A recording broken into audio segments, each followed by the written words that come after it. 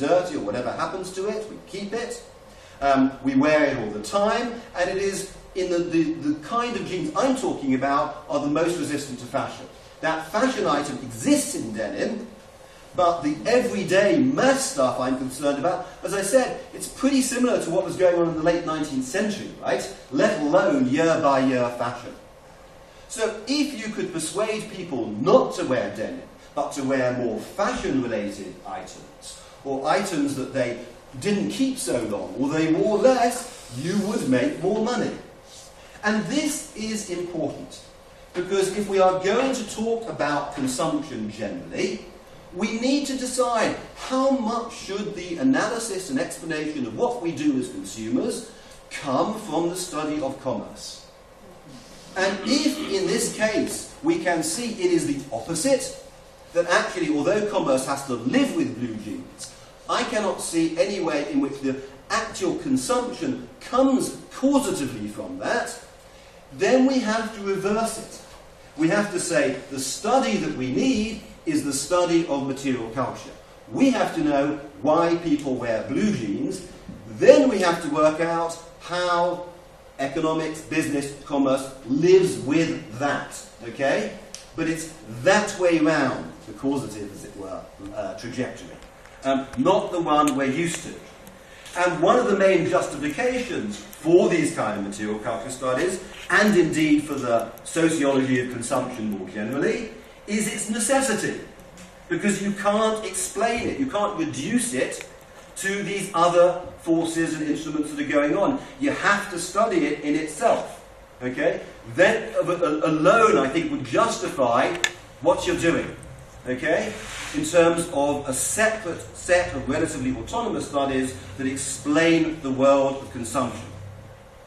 Okay, so if we are not doing it that way, what else can we do? We can ask people, why do you wear jeans? You have the great tradition in social science of survey and focus group and whatever. And again, it's something I tend not to do, right? Because if you just go out and ask people, what are they going to say? Usually they actually say, I wear blue jeans because they're very functional, you know?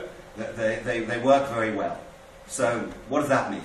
Well, the amount of people that tell me in my work that you wear blue jeans because they're very good when it's hot, you know, it's cotton and everything, is pretty much equal to the number that tell me, oh, you wear blue jeans because it's cold, right? Or the ones that say it's good when it keeps you dry, or the ones that say it's terrible because they stay wet, right?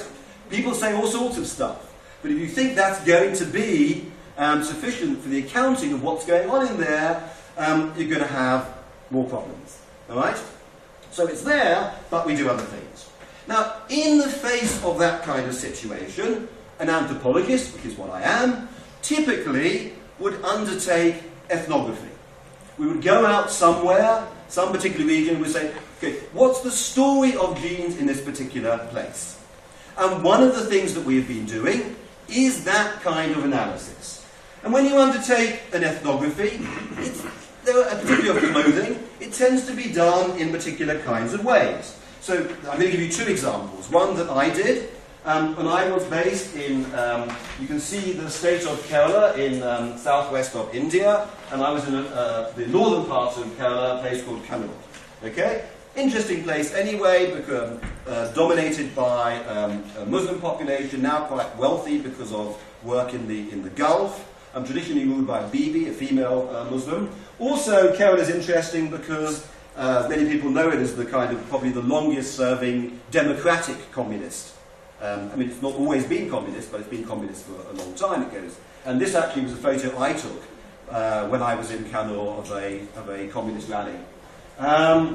Which is still, right at the moment it's not in power, but it tends to be the dominant party in the state. But that's kind of background. Okay, this is probably the leading upmarket store. They only have one mall in the whole town, and they have one shop in the mall that sells these things. And they actually, India now is there's a place called Arvind Mills, which is a big producer of denim, and a lot of it is local. And I said most people see it. They didn't see it as German. Most people actually was just see it as Indian. And when you start to look at this, to do an ethnographic study, I think what you're tending to do with clothing, I'll use the word semiotics, but I'm not being very kind of precise in my usage. just very loosely, all right? And what I mean by that is that typically what we'll do is we'll try and find some sociological parameters, age, gender, class, something, and then try and relate the differences or the gradations of that sociological parameter to the clothing that we see people wearing. That would be kind of standard way of doing these things, okay? So as in this case, you can do that. You can find, for example, that if you look at the very young children, they're wearing this kind of very bright, gaudy kind of denim, right? And then as you go upwards, you find that the teenagers, it's still quite elaborated, but maybe not so much as the very kiddie kind of denim. And then you go up a bit further, and you find that the older people, just about to, let's say, an engineering college, I think this was, are wearing relatively plain. And then, in a lot of places in India, if you have a job where you have what is called executive wear, you're really not allowed to wear denim at all. So this is an example of what I'm talking about when I say semiotic. It's a straightforward trajectory of age and maturity. It's become linked to when you do wear denim and what kind of denim that you wear. And I could do a similar kind of analysis with different sociological parameters in that particular area. So there is interesting differences developing now between, say, the Muslims who are the nouveau riche, and they tend to wear brighter, more elaborate things. And so I think the Hindus in this particular area, they have become more kind of drab and avoiding these kind of brighter, more elaborated genes as a form of differentiating, which you often get. So they are seeing these, we don't want to look like the nouveau riche, do we? So we have more sober kind of colours to keep ourselves differentiated from that. Or you might get, in gender, you have a clear case here where at least Kannur, which is a fairly conservative place, young women, it's okay to wear denim, but not after marriage.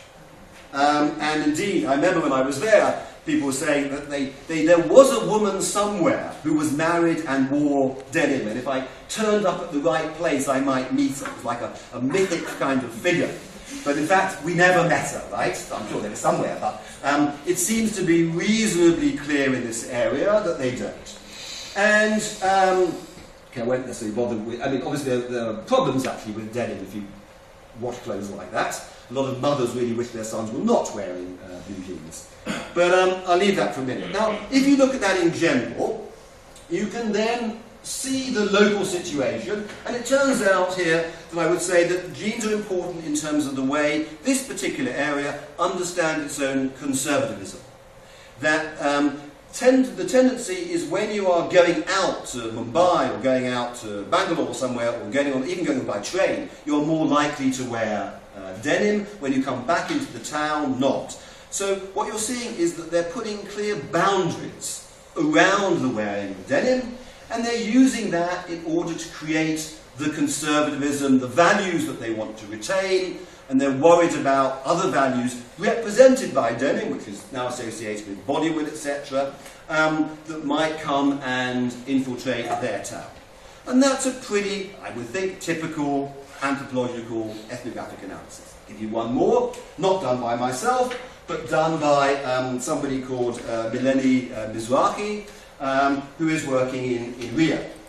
Now, not saying about Italians, but Brazilians are fairly well known, and I think they would say that themselves, as being what you might call an arse-centric place, right? This is what matters, okay, to Brazilians, beyond any other part of the body, right?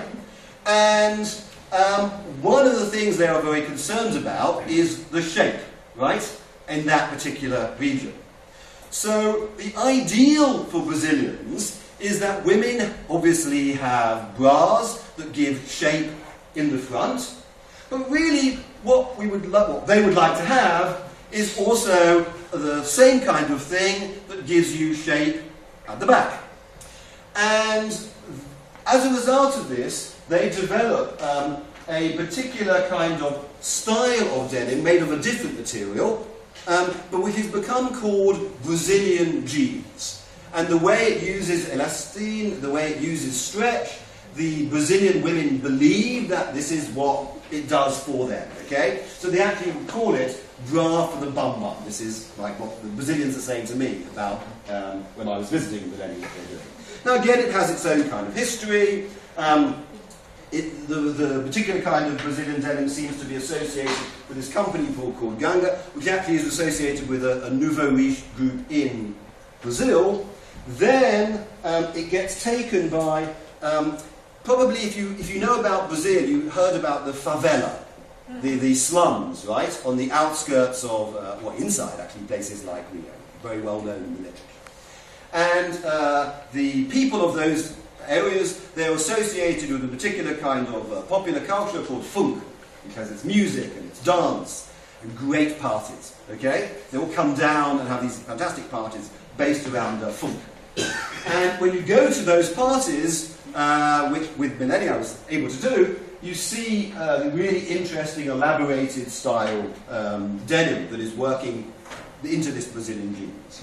And then the third stage is having got a certain kind of, again, sort of like a semiotic, a certain kind of meaning, as a result of this association, it then starts to become Brazilian jeans in a bigger way. It starts to stand for Brazil. Now, if it's going to stand for Brazil, what does Brazil stand for people interested in clothing? What it stands for is sexy. Right? The idea that people have in different parts of the world that Brazil is a sexy place with sexy women that wear sexy clothes. So the people in California or in Paris who might go out because they know about Brazilian jeans and they want to buy it, that's what they're buying. So again, it's a typical ethnographic analysis. You work out the local story, you work out the local meaning, and that's fine. But the problem is, what that doesn't do is really tell you about the macro picture. It's still not answering my question of why is this all around the world to the degree that it is. The local story has to be mapped with the bigger picture. So how do we move to that stage? How do we do that?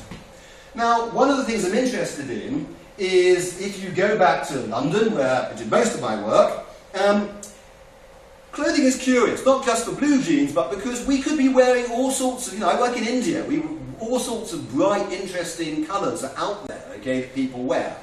But if don't want to take offence, but look at you, or look at that, or look at, around us, those bright colours are not there, right? Indigo, grey.